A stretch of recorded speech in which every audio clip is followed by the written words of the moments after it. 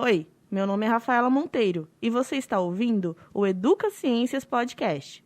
No episódio de hoje, contaremos com a presença do professor Rodolfo Lang, docente especialista em astronomia do Departamento de Física da Faculdade de Ciências da Unesp Bauru. Está começando o Educa Ciências Podcast. Quando o assunto é educação, tudo pode. Então, primeiramente, eu gostaria de agradecer a sua presença, professor Rodolfo Lang. Muito obrigada, professor, por compartilhar conosco hoje. Imagina, eu que agradeço, Rafaela. Para mim é um grande prazer estar aqui. É uma oportunidade, né, para a gente conversar um pouquinho mais sobre essa ciência, né, maravilhosa da astronomia. E eu que agradeço o convite, é um prazer. O professor foi participante da live de ontem do Educa Ciências. E você falou sobre a importância da astronomia. Hoje, primeiramente, para o nosso ouvinte que não assistiu a live e vai assistir depois, eu confio em vocês. Primeiramente, o que é a astronomia? Como surgiu? Bom, a astronomia é uma das ciências mais antigas, né? Se não for a mais antiga de todas, né? Porque, pelo que parece, a arqueologia, né, mostra para nós que uma das primeiras coisas que o homem fez deve ter sido olhar para o céu, né? O céu estrelado e pensado, que será que é tudo aquilo, né? Aquele monte de pontos brilhantes estrelados, né? Céu estrelado, meteoros que caem, né? Chamadas estrelas cadentes, ou um eclipse que acontece. Então, desde o primórdio, o ser humano, né, ficou aflito para tentar entender esses fenômenos que acontecem no céu. E muitas vezes com medo, né, dessas coisas que acontecem. E às vezes eles tentavam explicar com mitos, né, com deuses, né, relacionando com poderes superiores aos deles, né? Então, assim surgiu aquela vontade de conhecer o céu, né? Então, não podemos dizer que no passado isso seja realmente astronomia, né? Porque a astronomia, pela definição atual, é uma ciência que estuda os astros, né? Então, tem um fundamento científico. E desde aquela época dos primórdios da humanidade, não existia ciência tal como nós a conhecemos atualmente, né? Mas, de qualquer modo, os humanos já estudavam o céu desde o começo. E o senhor, por que decidiu estudar astronomia? Foi pela vontade de ver o céu também, por gostar de ver o céu? É uma pergunta pessoal. Eu sempre gostei, né? Eu não consigo me lembrar de um ponto de partida, assim, né? Eu sempre gostei. Minha mãe me disse que, desde criança, eu sempre fiquei assim, olhando para o céu, né? Meio lunático, sempre fui lunático, né? E aí depois eles, vendo que eu gostava, eles me incentivaram, né? Me deram uma lunetinha, me levavam para o planetário de São Paulo, né? Lá no Parque do Ibirapuera, né? Que eu sou de lá. Então eu sempre curti, né? Sempre gostei. Para critério de diferenciação, qual seria a diferença entre astronomia e astrofísica? Para as pessoas não confundirem. Tá. Astronomia é a ciência mais ampla, né? Que estuda os astros de uma amplitude maior, né? Agora, a astrofísica é uma parte da astronomia mais específica, né? Que tenta entender a física dos astros, né? Por isso se chama astrofísica. Então, assim como tem atualmente, né, as disciplinas de química, de biologia, né, as outras matérias da escola, né, e tem também a física, né? Então, a astrofísica é o ramo da astronomia que se pretende explicar os astros do ponto de vista da física, né? Mas também tem a astrobiologia, por exemplo, tem a astroquímica, né, tem outras áreas, né, da astronomia que se especifica em ramos mais especializados, né? Então, a astronomia podemos dizer assim, uma ciência mais geral. Certo. Muito se compara astronomia com astrologia, né? É a pergunta clássica, pois ambas possuem nomes parecidos e abordam a ideia de corpos celestes. Você poderia explicar a diferença entre astronomia e astrologia? E por que muitos físicos falam que a astrologia não tem sentido nenhum? Pois é. Muita gente confunde mesmo, é verdade. Às vezes até mesmo professores, né, usam esse termo no lugar de falar astronomia, eles usam astrologia. Mas, assim, de um modo geral, né, em geral, os astrônomos não gostam muito, né, de astrologia. Inclusive, às vezes, eles são chamados de astrólogos, né, confundem, né, e eles não gostam, né? Mas a gente tem que entender que no passado, quando o ser humano começou a olhar para o céu, né, não existia essa diferenciação, né, historicamente, né? Então, isso aqui é astronomia, isso é astrologia. Na verdade, estava tudo misturado. Os povos antigos estudavam os astros, né, com a finalidade de prever personalidades das pessoas, né, prever alguma coisa ruim que pode acontecer no futuro, achando que os astros dariam essa resposta. Por exemplo, os eclipses do Sol, né, quando a Lua entra na frente do Sol e escurece tudo, eles achavam que era um presságio de coisas ruins para acontecer, né? A morte de um rei, ou a perda de uma guerra, né? Derrota de uma guerra. Então, eles pensaram mais ou menos assim: puxa, a gente tem que tentar prever o próximo eclipse para a gente se preparar das coisas ruins para acontecer, né? Então, eles começaram a estudar, e os babilônios, por exemplo, né, eles descobriram que os eclipses se repetem de 18 em 18 anos, mais ou menos, né? Mas não é que eles eram astrônomos, não é que eles queriam estudar os eclipses, né, pela beleza, porque queriam só conhecer, mas é justamente por isso, porque eles achavam que os astros tinham alguma influência nos acontecimentos aqui na Terra, né? E assim surgiu a astrologia, né? Mas a astronomia é mais recente, porque a astronomia é uma ciência, né? Então, a partir do momento que começa a estudar o astro, os cientistas começam a estudar os astros de uma maneira metodológica, né? Com a metodologia científica, né? Quer dizer, observa o astro, registra dados, faz contas, faz gráficos, depois tenta prever aquela situação e tenta compreender os astros, não com a finalidade de previsões astrológicas ou horóscopo, né? Então, a partir desse momento, começa a surgir a astronomia, nasce a astronomia. Alguns historiadores especificam assim, que seja mais assim, na época de Galileu, que teve essa ruptura, assim, né? Mas é muito difuso, não dá para a gente afirmar com certeza que foi ali, né? Mas essa é a diferença básica, né? A astronomia é uma ciência, a astrologia não é uma ciência. Então, como não é uma ciência, as pessoas têm a oportunidade de acreditar no que quiser, né? Certo, então, pelo fato da astrologia ser conhecida como uma pseudociência, ela é mais uma crença nesse sentido? Seria mais ou menos assim, uma crença. E como toda crença, né, todas as pessoas têm que respeitar, né, inclusive os cientistas. Então, os astrônomos, os astrofísicos, né, eles não podem, isso é a minha visão pessoal, né, não podem criticar, não podem rebaixar, não podem zombar, né, de quem acredita em qualquer tipo de crença que seja, né? Isso inclui astrologia, horóscopo, né? Podia fazer o contrário, né? Podia aproveitar essas crenças das pessoas para ensinar a astronomia, né? Aproveita o signo que a pessoa é, por exemplo, para ensinar as constelações, né? Então, em vez de criticar, usa como um objetivo para ensinar. Como esse conhecimento, um é derivado do outro, você acha que isso teria uma ligação também com os terraplanistas? Porque, como o senhor disse na live de ontem, a teoria da Terra plana um dia foi reconhecida, né? Hoje em dia não mais. Uhum. Você acha que são semelhantes nesses dois casos? Sim, sim, tem semelhança, sim.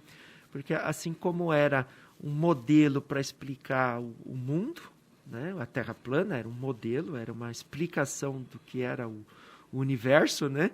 O universo para aquela época, o mundo naquela época, era Terra plana e céu redondo, né? Uma cúpula, né? Inclusive, se a gente lê as pesquisas na área de educação, quando a gente pede, quando os professores pedem, né, isso está publicado, já foi levantado no mundo inteiro, pesquisas com crianças, cujos professores pedem para desenhar como que ela acha que é a Terra, né, aparece o desenho da Terra plana. Então, é uma concepção, né, que já vem com a gente desde a infância, né? Se ninguém, imagina se professor ou ninguém explicasse, então aquela criança ia crescer com aquela concepção até a vida adulta, né? Então, a mesma coisa aconteceu com a história da ciência, né? Então, no começo explicava-se que a Terra era plana porque a explicação fazia sentido. E tudo que eles observavam ao redor, né, fazia sentido a Terra ser plana. Mas depois, outros pesquisadores, filósofos, né, começaram a observar outros fenômenos, né, e acabaram percebendo que essa explicação da Terra plana não fazia mais sentido, né? A explicação era outra, né? A Terra devia ser, pelo menos, redonda. Certo. Em pensar em descobertas, né, a gente tem como referência bastante a NASA, é o que a gente mais ouve falar. Você teria alguma referência brasileira sobre descobertas nessas questões astronômicas, não astrológicas? Bom, existe muito astrônomo profissional no Brasil, né, e reconhecido internacionalmente, né? Aliás, tem muitos brasileiros que trabalham na NASA, né? E também outras agências espaciais, como a Agência Espacial Europeia, por exemplo, né? Tem brasileiros lá também. Mas aqui no Brasil, a nossa NASA, vamos chamar assim, entre aspas, né? A NASA brasileira, né? É a Agência Espacial Brasileira, a AEB, né? Que também trabalha nesse sentido, né? De desenvolver foguetes, desenvolver também lançamento, né, de satélites, né? Nós temos o INPE, em São José dos Campos, né, Instituto de Pesquisas Espaciais. Então, seria aí as instituições brasileiras, né, que a gente poderia, talvez, né, chamar de NASA brasileira. É claro que a gente tem que guardar as devidas proporções, né? E o senhor sabe de algum descobrimento recente nessa área? Seja pelo Brasil ou por mundo afora?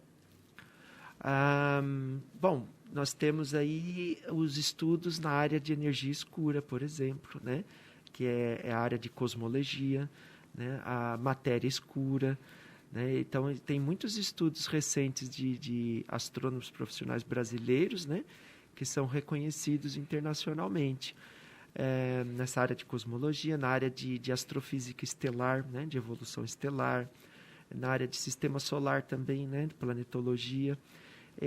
Mas eu destacaria aqui para a nossa entrevista, né, um exemplo assim, que ficou bem marcante, né, inclusive internacionalmente, de um astrônomo brasileiro chamado Augusto Daminelli, que é da USP, né, do Instituto Astronômico e Geofísico, e há uns anos atrás, né, vários anos atrás, ele estudava com bastante intensidade uma região do céu que fica na constelação de Carina. Carina é uma constelação assim que tem a forma de um navio, né? E nessa constelação tem uma estrela que ele ficou estudando por vários anos. E ele descobriu pelos estudos que o brilho dessa estrela ia diminuir drasticamente. E inclusive ele previu a data disso, né? A data que esse apagão, né, dessa estrela iria acontecer. É uma estrela chamada Eta Carinae. E inclusive, né, ele solicitou horas, tempo de observação em grandes telescópios para estudar. Mas ele não conseguiu, porque não deram para ele. Então ele pediu ajuda para astrônomos amadores brasileiros. Eles ficaram monitorando essa estrela e realmente o apagão da estrela aconteceu. Aí então ele passou a ser reconhecido, né, internacionalmente, aí conseguia a hora em qualquer telescópio. E isso foi recente, professor? Não é tão recente. Eu não me lembro ao certo que ano que foi, mas acho que deve ter sido uns 15 anos atrás. Então é recente. Tem coisa que a gente sabe que é de 1000 anos atrás. Tem razão. Certo. Ontem o senhor comentou sobre o conceito de spin-off, né? Que seria descobertas que derivaram a partir de pesquisas astronômicas por acaso, né?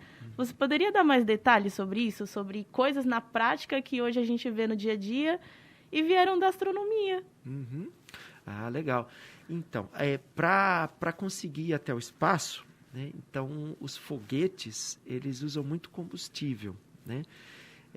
Na verdade, quando a gente vê um foguete grandão, né, subindo, tudo aquilo, praticamente mais de 90% daquilo é combustível, né? A carga útil mesmo, que vai para o espaço, o satélite ou os astronautas, se tiver pessoas no foguete, é só o biquinho do foguete, lá em cima, a pontinha do foguete, né? Então, o que significa? O que eles precisam fazer? Eles precisam diminuir o tamanho dos objetos, a miniaturização, né? De componentes eletrônicos, de coisas cada vez menores. Por quê? Para não serem muito pesadas, né? Para economizar combustível e tal. Então, uma das coisas que a gente mais tem aproveitado no nosso dia a dia, no nosso cotidiano, é isso, né? Pois quem dera, né? Se você desmontar um celular desse aí, né? Que a gente tem, né? Você vai ver componentes minúsculos, né? Uma televisão de antigamente, por exemplo, é uma caixa enorme de madeira, hoje é uma telinha fininha. Um computador de antigamente, né? Era gigante, hoje em dia é o tamanho de um caderno, né? Um notebook. Então, nós temos nos beneficiado muito, né? Desse tipo de tecnologia. Talvez se não houvesse exploração espacial, nós não teríamos avançado tanto tecnologicamente assim, né? Isso é só um exemplo que eu dei, né? Fora as coisas que estão na área da química, da biologia, da medicina, da própria física, né? Os avanços que têm acontecido, né? A gente não para pensar, mas muitas das coisas que a gente usa no nosso dia a dia, se a gente vê a origem, né, disso, teve origem em objetos que precisaram ser construídos para ir para o espaço ou para usar em grandes telescópios. E a gente se beneficia disso no dia a dia. É engraçado, né? Porque quando a gente pensa em astronomia, a gente pensa no astrólogo com o telescópio dele, olhando para o céu, que é uma coisa bem distante. Mas, na verdade, a gente tem coisas bem próximas que está dentro do nosso celular e tem um pezinho lá na astronomia. É verdade. Professor, no século passado, a gente teve aquela corrida espacial maluca, né? Que foi na Guerra Fria, sobre a chegada à Lua, o homem ao espaço. E hoje em dia a gente tem a corrida até Marte, aquela coisa sobre habitar Marte. Eu queria saber o que pensam os astrônomos sobre isso, se são só questões políticas, se isso pode ser bom para a população habitar outro planeta, nesse sentido. O que vocês pensam sobre isso? O que o senhor pensa, o que você pensa? Todo avanço nesse sentido para a gente conhecer mais os astros, né, tem benefícios, né? Uma porque a gente conhece melhor, até pessoalmente, né? Indo até Marte a gente vai conhecer pessoalmente, né? Não remotamente. Porque até agora é só live de Marte, né? Parece a pandemia, né? Só tem live, né? Um evento presencial, né? Mas aí, indo pessoalmente, né, para Marte, a gente acaba conhecendo melhor o planeta, né? E não só Marte, né? Qualquer outro planeta que a gente envie sondas, né, espaciais não tripuladas, a gente também acaba conhecendo mais, né? De fato, tem vantagens, né? Mas é claro que também tem desvantagens, né? Porque muitas vezes a gente talvez esteja sacrificando outras coisas, né, para poder fazer essa.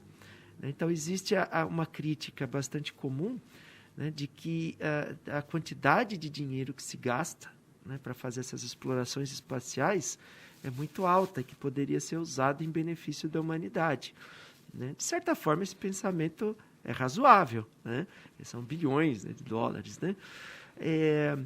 Por outro lado, se a gente vê o quanto se gasta também em outras coisas, né, em guerras, artefatos bélicos ou coisas que se usam, né, que não são para fins científicos, né, que poderia também ser economizado. Então, se a gente comparar esses valores, o valor que se gasta para a conquista espacial é mínimo, é muito menor do que se gasta para essas outras coisas, né? Mas a exploração espacial, né, ela é importante também nesse mesmo sentido que teve a corrida, né, da espacial na Guerra Fria, né, porque desenvolve também outras tecnologias que eventualmente podem ser úteis para nós hoje em dia, né? Você sabe de algo que os pesquisadores pensam em encontrar quando a gente chegar a Marte um dia? Ah, bom, eles estão loucos para achar vida. Estão loucos para achar vida. Tudo bem, eles não querem, eles sabem que não vão achar marciano, né? Homenzinhos verdes, né? Mas eles querem pelo menos descobrir uma bactériazinha que seja, um ser microscópico, né? Antes eles queriam achar esse ser microscópico vivo. Agora eles já estão bem felizes se achar pelo menos um fóssil, né, de uma coisa que foi viva um dia, né? Porque eles acreditam, né? Os cientistas acreditam, a gente acha que a vida não é uma exclusividade da Terra, então eles acham que vai achar em outros lugares, né? Porém, até o momento, né, a ciência não achou nada. Até o momento, a ciência não pode afirmar, né, que existe vida, com certeza, mas também não pode afirmar que não existe. A única coisa que a ciência afirma é que a única vida que conhecemos no universo é essa aqui da Terra. E também tem outro detalhe, né? A gente precisa ver qual que é a referência para a vida, né? O que a gente entende por vida. Porque a gente entende a vida porque a gente só tem esse exemplar aqui de vida para a gente conhecer, né? E quem sabe não exista outras formas de vida e a gente está procurando vida do jeito que a gente conhece, né? A gente não sabe quais seriam outras formas de vida que a gente não consegue detectar, por exemplo, né? Então, essa é o que eles mais querem encontrar, é vida. Enquanto a gente não consegue ir para Marte e outros planetas, a gente tem planetários, observatórios, e atualmente no Brasil a gente tem cerca de 70 planetários, né? Uhum. Sobre o seu conhecimento sobre essa área, esse número é muito baixo, alto, comparado a outros países? É baixo. Comparado aos países que são mais dedicados, né, à divulgação científica, né, a relação planetário e população, né, é bem maior. Né? Nós temos, assim, se a gente for relacionar a quantidade de pessoas, né, que vivem no Brasil, a população brasileira, para 70 planetários é muito pouco. Né? Isso é 70 planetários fixos, né, aqueles construídos, né, de cúpula de concreto, né? Quer dizer, mas existem também os planetários móveis, né? Que são aqueles planetários infláveis que podem ser levados em outros lugares, mas eles são bem menores, né? Tem limitações também. Um planetário bonito mesmo, fascinante, são esses aí, os fixos, né? Então, no Japão, por exemplo, a gente tem um planetário em cada esquina, praticamente, né? Eu estou exagerando, mas tem muitos planetários, né? Nos Estados Unidos, na Europa, na própria Argentina, né? Tem bastante.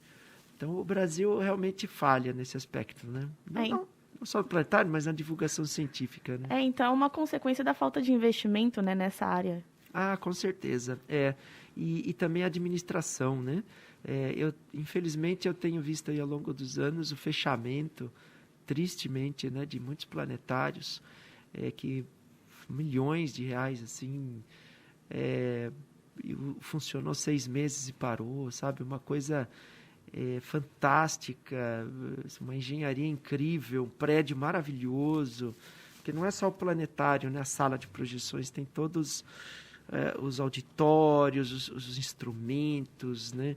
O hall de exposições, toda aquela estrutura tem que ser abandonada, sabe? Largada, às vezes por má administração, às vezes por questões políticas. é muito triste, mas infelizmente, além de ser poucos, os poucos fecham. Além de ser pouco, prejudica os alunos, né? Porque é o contato que a população consegue ter. E pensando nisso, no seu ramo da educação também, né? Como é que é o ensino da astronomia nas escolas, visto que a gente não tem esse contato direto com planetários, com observatórios, também pelo número escasso e também pelo que o senhor falou ontem na live, de acharem que é um passeio, né? Darem uma importância menor. E aí, como é que é o ensino nas escolas? Pois infelizmente, ele não é, muitas vezes, dos casos, né? Ele nem acontece. Infelizmente, por falha na formação do professor, né? O professor ele decide muitas vezes pular esse conteúdo por não conhecer, né? Eu mesmo, eu acho que eu até faria isso se eu estivesse na pele deles também, porque como é que eu vou ensinar uma coisa que eu não sei, né? Ou eu vou precisar de tempo para estudar isso muito bem, para poder ensinar, né? Para não falar, né? Ensinar coisas erradas, né? Conceitos errados. Ou eu pulo o conteúdo, né? Então, o que a gente vê nas escolas é um ensino de astronomia muito escasso, muito pouco, né? Os professores, quando ensinam astronomia, eles procuram pesquisar na internet, por exemplo, né? Só que na internet a gente tem um problema sério também de quantidade de informações erradas, às vezes propositalmente, né? Então, o professor que não sabe astronomia, aí ele quer ensinar astronomia, vai procurar na internet e acaba se baseando em muita coisa errada, porque ele não sabe que está errado, né? Então, quando ensina astronomia nas escolas, muitos erros são introduzidos ali. Isso sem falar nos livros didáticos, né? Os livros didáticos, que tem aquela parte da astronomia que a gente analisa, né? Ainda tem muitos erros conceituais de astronomia. Então, o ensino da astronomia nas escolas, bastante precário. Como uma motivação, né, para as escolas passarem a ensinar astronomia, enfiarem no seu currículo, pelo menos as particulares que têm essa liberdade, quais seriam os benefícios para os alunos de aprenderem astronomia nas escolas, né? Além da própria curiosidade? Então, a astronomia, ela é interdisciplinar, né? A astronomia é motivacional. Então, ao aprender astronomia, o aluno ele pode desenvolver outras habilidades, né? Outras competências, né? Que podem servir para outras disciplinas, né? Então, por exemplo, quando se ensina... deixa eu dar um exemplo aqui. Deixa eu pensar aqui por exemplo, o professor de matemática, relações de triângulo, né? Triângulos semelhantes, né? Aí ele passa um exercício lá meio abstrato. Tem um triângulo A, triângulo B, né? E analisa aí os triângulos semelhantes. Como aplicar isso para a astronomia de uma maneira bem mais motivacional, né? Então, se você coloca duas hastes de diferentes tamanhos, né? Dois postezinhos no Sol, né? Você consegue descobrir o tamanho deles usando a relação de triângulos e a sombra desses dois postes. Ou então, pode descobrir até o tamanho do prédio da escola colocando um lápis de pé e medindo a sombra, né? Então, como a astronomia, às vezes, pode ser usada, né?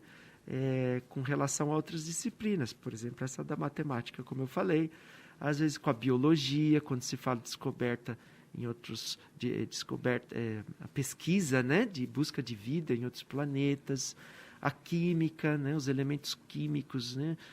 Onde se originou a tabela periódica, né?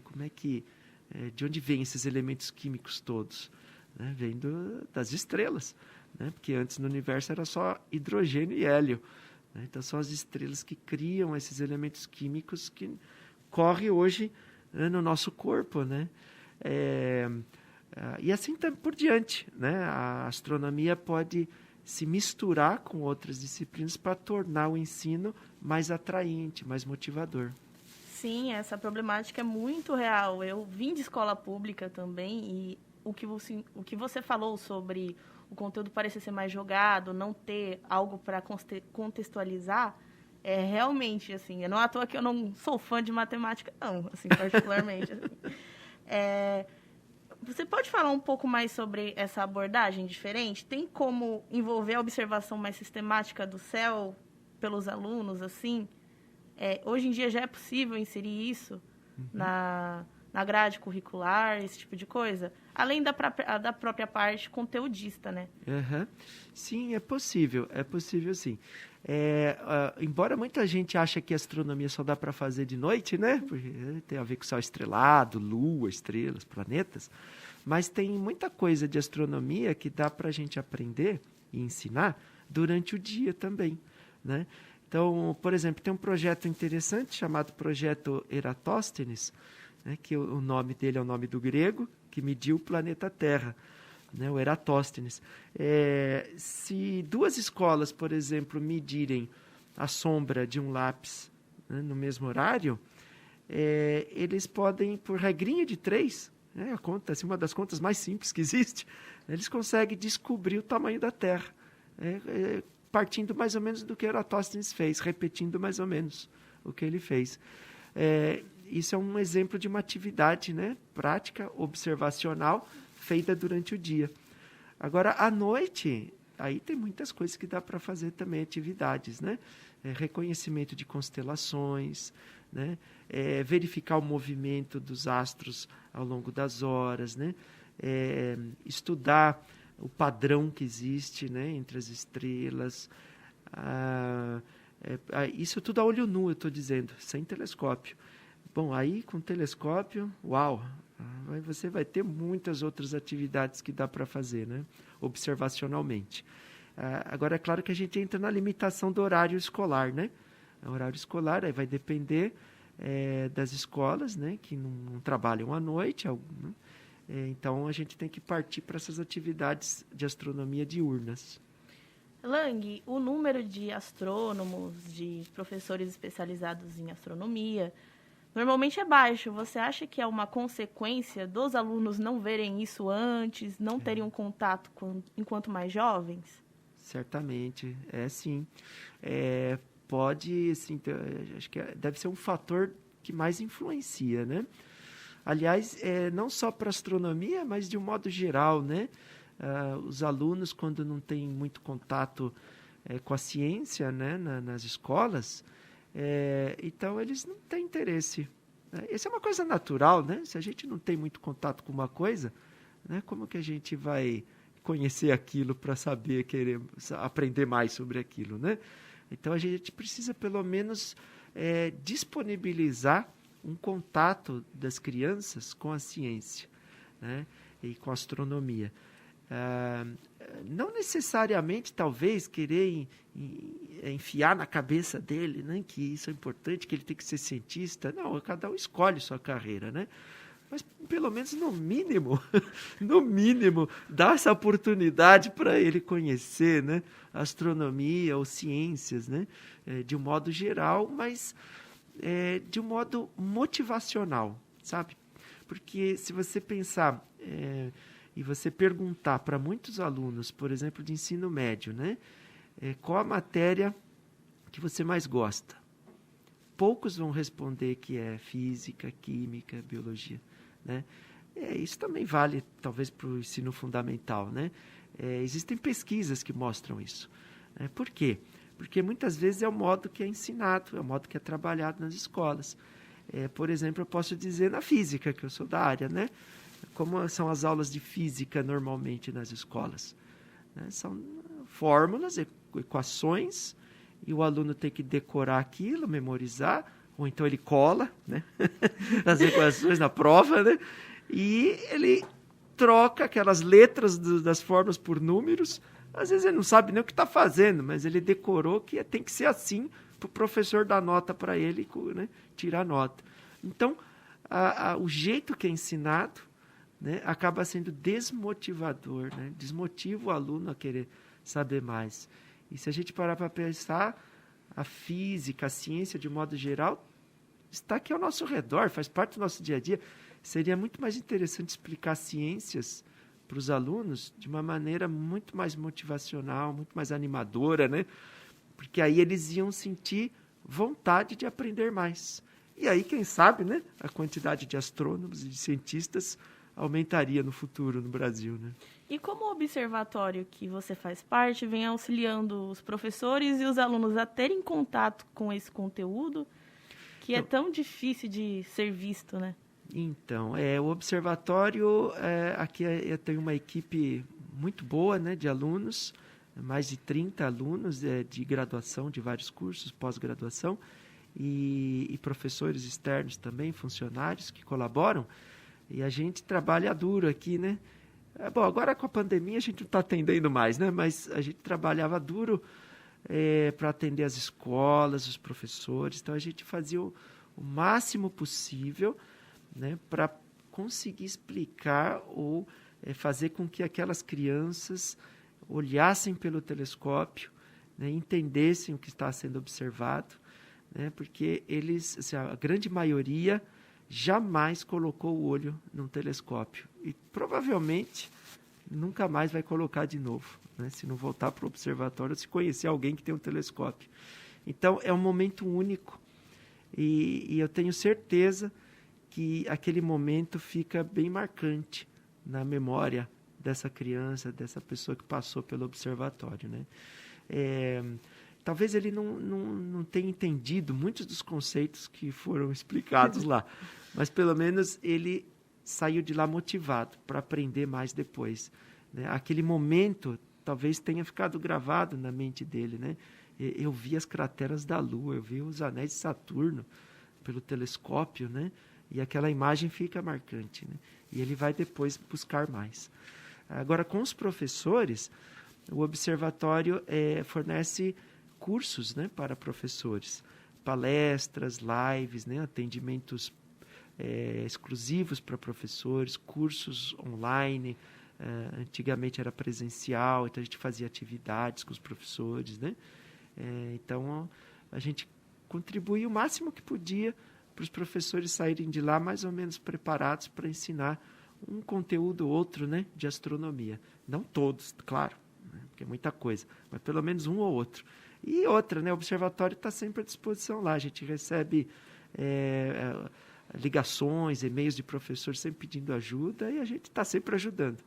Então, como na pandemia, né, para finalizar, o observatório está fechado, numa perspectiva positiva, que daqui a um tempo, sei lá, ano que vem, não sabemos, né, quando isso tudo passar, esse caos, como que os alunos, os ouvintes, os professores podem procurar o observatório? Como é o funcionamento numa situação de normalidade, para eles deixarem agendado assim, num post-it, e procurarem depois? Perfeito, boa ideia. A gente tem um site, né? Que tá no site da FC mesmo, né, na página da FC, fc.nesp, né, .br, e lá embaixo tem um ícone, uma figurinha observatório. Clicando ali, a pessoa é dirigida para o site do observatório. E lá, lá a gente mantém as datas quando a gente abre para o público, né, a gente abre uma vez por mês, todo sábado, uma vez por mês. As escolas têm uma forma de agendar a visita, né? A gente atendia até 4 escolas por semana, né? Então, a gente anunciava que a agenda do observatório estava aberta para receber os agendamentos. Em 2 dias já esgotava até o final do ano. Então, a gente já tinha o ano inteiro já agendado em 2 dias e ainda tinha escola procurando. A procura era bastante grande. Então, a gente, infelizmente, não consegue atender mais do que isso, né? A nossa intenção era essa. Mas basta entrar lá no site do observatório, que tem lá todas as instruções de como agendar a visita para escolas e quais são os dias de atendimento público ao longo do ano, né? Os atendimentos públicos são gratuitos. Então você aí que está ouvindo já deixa anotado, não vai perder essa oportunidade de ver o céu junto com o professor Lang. Eu não perderia essa oportunidade. Então é isso, professor Lang, muito obrigada por ter vindo aqui hoje no estúdio e pelas colaborações, por todo o conteúdo que você passou hoje. Foi muito rico. Muito obrigada. Imagina, Rafaela, eu que agradeço a oportunidade, né, o convite, né, de participar do Educaciências. Para mim foi muito gratificante estar aqui, né, falando com você e com os ouvintes. Este episódio chega ao fim. Agradecemos a presença do professor Rodolfo Lang, docente especialista em astronomia do Departamento de Física da Faculdade de Ciências da Unesp Bauru. Agradecemos também o Jornal da Cidade por ceder o estúdio para a gravação do podcast. Agradecemos aos ouvintes pela companhia até aqui. Fiquem ligados nas nossas redes sociais, no Instagram, @educa.ciências e no Facebook, Educaciências, tudo junto. A realização deste episódio teve a apresentação de Rafaela Monteiro, produção de Vinícius Nascimento e João Mota, captação de áudio, Samantha Ciufa. Este podcast é uma realização da Faculdade de Ciências da Unesp Bauru com o Jornal da Cidade.